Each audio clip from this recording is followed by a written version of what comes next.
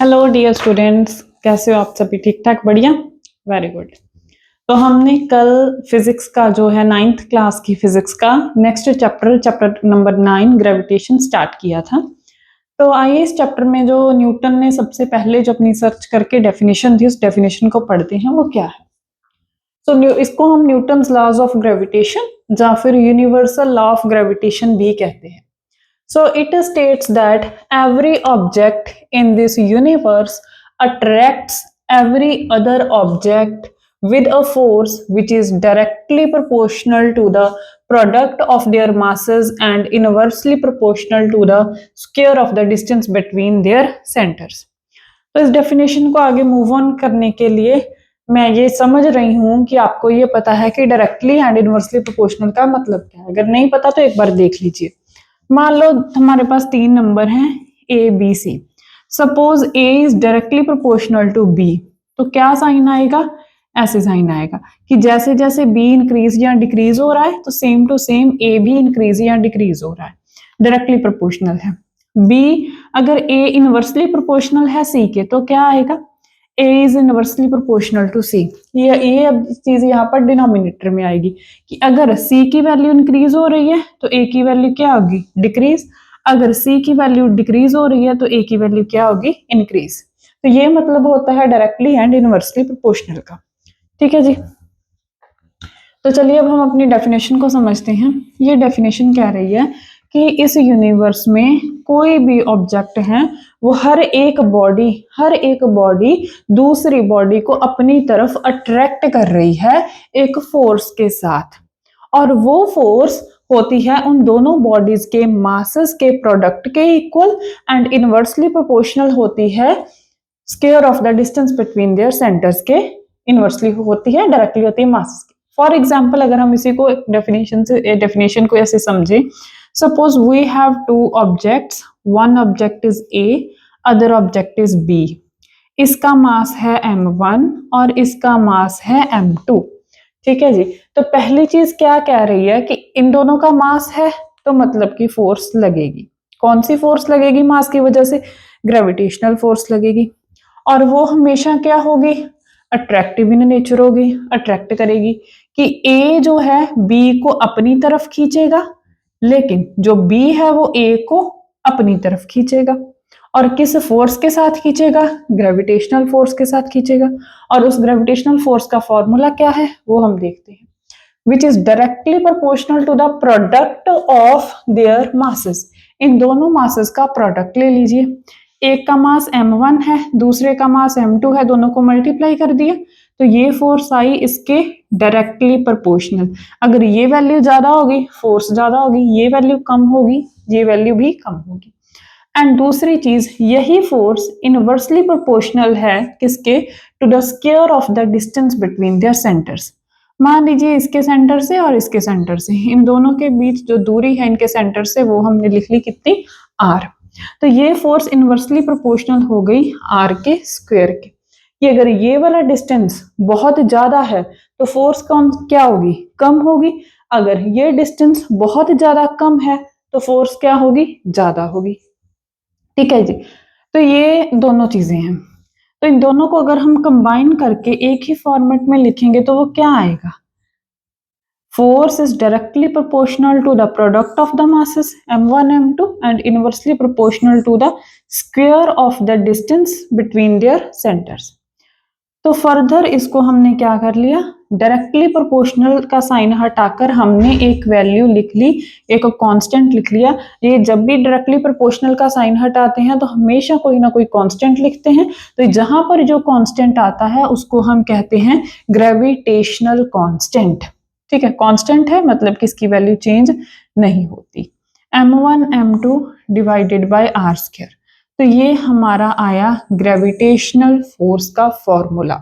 कोई भी दो बॉडीज हैं उनके बीच मास m1 m2, उनके बीच की दूरी जो है r है, तो g की वैल्यू जो कांस्टेंट रहती है that is 6.67 10⁻11 newton metre square पर किलोग्राम स्क्वायर। तो इसकी वैल्यू कांस्टेंट है, आगे मैं लिखवा भी देती हूँ इसकी वैल्यू आपको। तो ये वैल्यू कांस्टेंट है, ये पता है तो हमको बीच में पता चल जाएगा कि फोर्स क्या है। ठीक है, तो यही था, every object in this universe attracts every other object with a force which is directly proportional to the product of their masses and inversely proportional to the square of the distance between their centers. तो ये basically definition का ही mathematical formula है, ठीक है जी। तो इतना आप अच्छे से समझ लीजिए। ये कोई बार एक नंबर में क्वेश्चन भी आ सकता है कि ग्रेविटेशनल फोर्स ने क्या कैसी है, रिपल्सिव है या फिर अट्रैक्टिव है। तो आंसर क्या होगा, अट्रैक्टिव इन नेचर, ठीक। ओके, अब ये जो हमारे पास फोर्स आई है, ये देखते हैं कि ये जो न्यूटन्स का थर्ड लॉ था उसको फॉलो कर रही है या नहीं कर रही, तो उसको देखते हैं, ठीक है।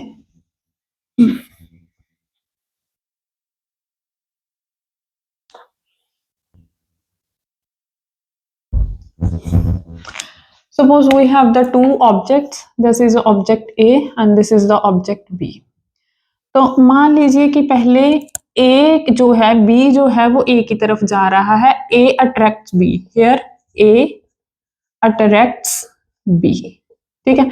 A B को अपनी तरफ खींच रहा है, तो फोर्स का मैग्नीट्यूड तो सेम ही होगा, G, इसका मास m1, उसका मास m2 डिवाइडेड बाय r का स्क्वायर, ठीक है। अगर दूसरी चीज हम यहाँ पर करें कि A और ये है B, यहां पर हमने कर लिया कि B अब A को अपनी तरफ खींच रहा है, ठीक है, B अट्रैक्ट्स A। अगर हम मैग्नीट्यूड की बात करें, G कांस्टेंट, m1 A का, m2 B का divided by distance between them, अगर इनके बीच भी आ रहा है, इनके बीच भी आ रहा है, तो फोर्स तो जहां जितनी आई वहां इतनी आई, लेकिन अब डायरेक्शन का फर्क पड़ेगा। डायरेक्शन का फर्क कैसे पड़ेगा, ये फोर्स किस पर लग रही थी, A अट्रैक्ट्स B, A किसको अट्रैक्ट कर रहा है, B को अट्रैक्ट कर रहा है, इसका मतलब फोर्स कौन सी बॉडी पर लग रही है, सेकंड बॉडी पर, और किसकी वजह से लग रही है, फर्स्ट बॉडी की वजह से लग रही है, तो ये आएगी इसकी डायरेक्शन, ये आएगी इस साइड को। अब दूसरी तरफ चलते हैं, B अट्रैक्ट्स A, फोर्स किसके ऊपर लग रही है, फर्स्ट ऑब्जेक्ट के ऊपर लग रही है, किसकी वजह से लग रही है, सेकंड ऑब्जेक्ट की वजह से लग रही है, तो इसकी डायरेक्शन आएगी इधर को। तो इसका मतलब कि ये जो फोर्स सेकंड के ऊपर लगी पहले की वजह से, या फिर फर्स्ट के ऊपर लगी दूसरे की वजह से, ये मैग्नीट्यूड में तो इक्वल है लेकिन डायरेक्शन में एक दूसरे के क्या है, ये opposite. So it holds the Newton's third law, that is ये जो फोर्सेस हैं they are equal in magnitude but opposite in direction, ठीक है जी। ओके,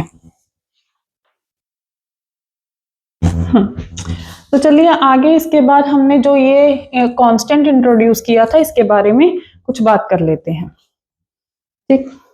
अब ये है हमारे पास यूनिवर्सल कांस्टेंट है, यूनिवर्सल कांस्टेंट है तो इसका मतलब कि इसकी वैल्यू बॉडी के साइज के ऊपर, शेप के ऊपर डिपेंड नहीं करेगी, ठीक है, डिपेंड नहीं करेगी, बॉडी का कोई भी साइज हो, कोई भी शेप हो।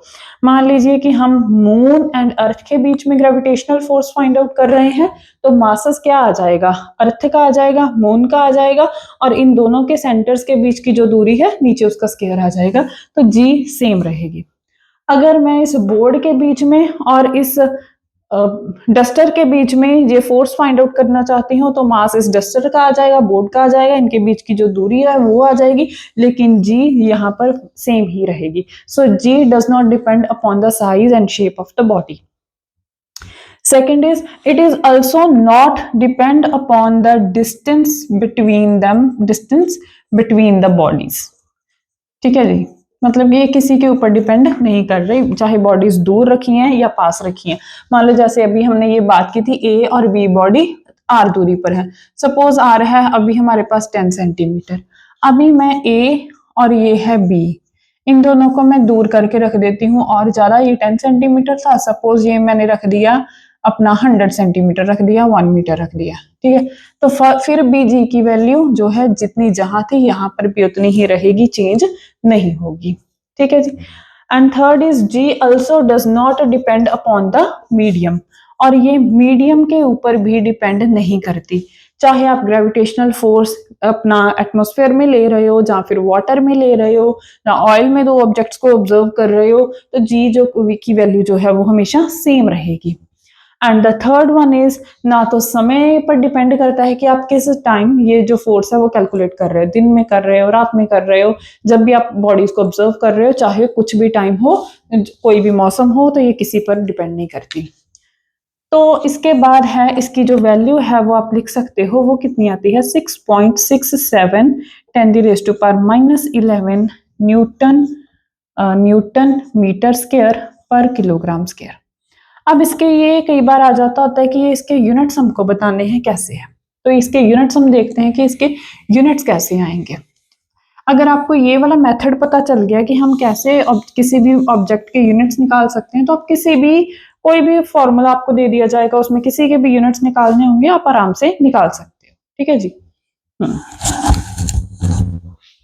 यस, तो एफ की वैल्यू क्या थी हमारे पास, that is the G mass of first body, mass of second body, product of the two bodies and inversely proportional to the distance between them, the square। g की value हमने g का जो है वो फॉर्मूला फाइंड आउट करना है। g को हमने एक साइड ले लिया, इधर क्या थी फोर्स, इधर ये इधर जाकर क्या हो जाएगा मल्टीप्लाई, ये इधर g के साथ दोनों क्वांटिटीज g के साथ मल्टीप्लाई हो रही थी, इधर आकर क्या हो जाएंगी डिवाइड।